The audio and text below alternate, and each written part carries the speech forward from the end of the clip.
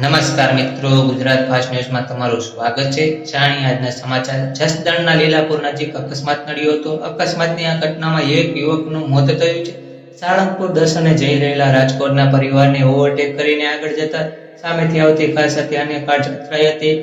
મિત્રો, આ અકસ્માતની ઘટનામાં બંને કારમાં બેસેલા મુસાફરોને ગંભીર ઈજા પહોંચી હતી।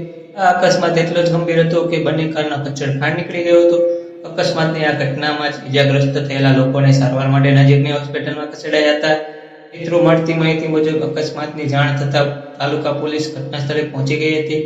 વાહનને ઓવરટેક કરવા જતાં સાળંગપુરથી આવી રહેલી કાર સાથે ધડાકાભેર અન્ય કાર અથડાઈ હતી।